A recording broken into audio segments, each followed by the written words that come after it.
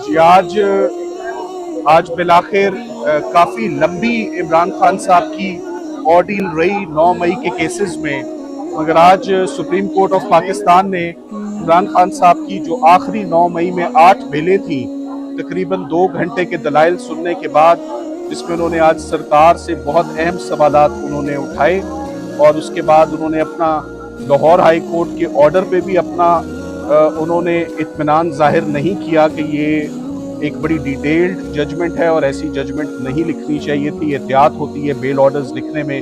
मगर on the positive side Imran Khan साहब के आखिरी 2 मुकदमात रहते थे, बहुत अरसे से हम कह रहे थे, और उनमें बहुत बड़ा एक रुकावट जो उनकी रिलीज़ में थी वो 9 मई के केसेस थे।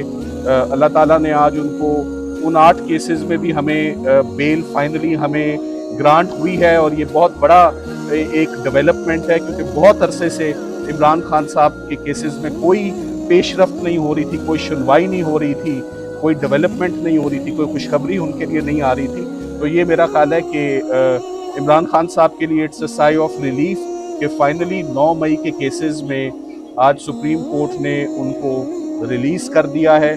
अब एक आखिरी उनकी अरेस्ट बाकी है अल-कादिर में, मगर अगर जैसे यहाँ पर छुट्टियों में काम हो रहा है, अगर सड़क के उस पार लाहौर इस्लामाबाद हाई कोर्ट में भी उनकी अल-कादिर की सस्पेंशन और उनकी अपीलें अगर फिक्स कर दी जाएं, तो तमाम इमरान खान साहब के केसेस ज़मीन बोस हो जाएंगे।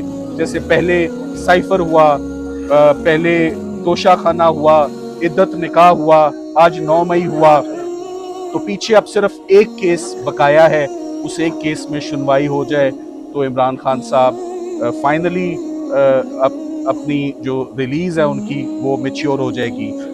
9 मई के हवाले से याद रहे कि इमरान खान साहब जब सुप्रीम कोर्ट ऑफ पाकिस्तान में 11 तारीख को उनको पेश किया गया, आज का सबसे जो अहम जो नुक्ता जो उठाया हमने अपने आर्ग्यूमेंट्स में वो ये था कि इमरान खान साहब को 9 मई के लिए he was arrested on 9th May and now he is arrested for 9th मई।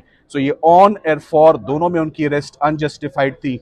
9 मई को भी उनकी अरेस्ट अनजस्टिफाइड थी और उनके केसेस के लिए भी उनकी अरेस्ट अनजस्टिफाइड है। तो आज honourable supreme court of Pakistan ने बड़ा टफ टाइम दिया सरकार को, बड़े अहम नुक्ते उनसे पूछे, मगर सरकार मुतमईन नहीं कर सकी, और अभी कुछ ही देर पहले 3 मेंबर बेंच ने उनको तमाम केसेस से रिलीज़ कर दिया है। मेरा ख्याल है कि जल्दी अगर अल-कादिर भी फिक्स हो जाए तो खान साहब की रिलीज बिल्कुल तैयार है। क्या समझते हैं 9 मई का बयानिया उड़ा दिया सुप्रीम कोर्ट ने? देखिए, ये तो ऑर्डर आएगा तो आप ऑर्डर में देखेंगे, मगर आज जो सवालात थे जज साहिबान के वो बड़े सख्त थे कि एडर अबेटर फैसिलिटेटर का जो साजिश का केस होता है उसको कभी भी उसको अरेस्ट में नहीं रखा जाता। तो ये जो हमेशा से पैटर्न रहा है सुप्रीम कोर्ट ऑफ पाकिस्तान का और अदालतों का कि जो साजिश के मुकदमात होते हैं, साजिश का इल्ज़ाम होता है, वो ट्रायल कोर्ट बेहतर जज करती है, वो ट्रायल कोर्ट देखती है, ना कि उसमें एक शख्स को 2 साल से गिरफ्तार रखा जाए। तो आज finally 9th May is clear for Khan साहब। पीछे only Al-Qadir suspension of sentence for Bushra Imran for Imran Khan साहब इज लेफ्ट। इमरान खान साहब के केसेस अडयाला जेल में नहीं लग रहे। इमरान खान साहब के कुछ सर्कमस्टांसेस भी अंदर उनको बड़ा टफ रखा जा रहा है, उनकी एहलिया को भी फंडामेंटल राइट्स की उनकी वायलेशंस हैं। हम उसके ऊपर भी बहुत जल्द एक पिटिशन गुजारेंगे और इंशाल्लाह सुप्रीम कोर्ट से बहुत उम्मीदें थी, और आज सुप्रीम कोर्ट जैसे साइफर के केस में जैसे सुप्रीम कोर्ट ऑफ पाकिस्तान ने इमरान खान साहब को रिलीफ दी, आज 9 मई में भी वही रिलीफ उनको मिली है। इमरान खान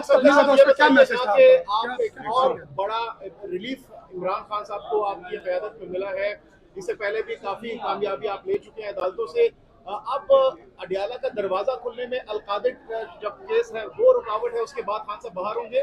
देखें, आज 8 केसेस थे जिनमें रिलीफ मिली। अल-कादिर सिर्फ एक केस है और एक पेशी और चंद मिनटों का वो केस है, 15 मिनट से ऊपर की हेयरिंग नहीं, जिस दिन मिल गई। और अब मेरा ख्याल है इस्लामाबाद हाई कोर्ट को वो हेयरिंग देनी पड़ेगी इंशाल्लाह। Thank you very much.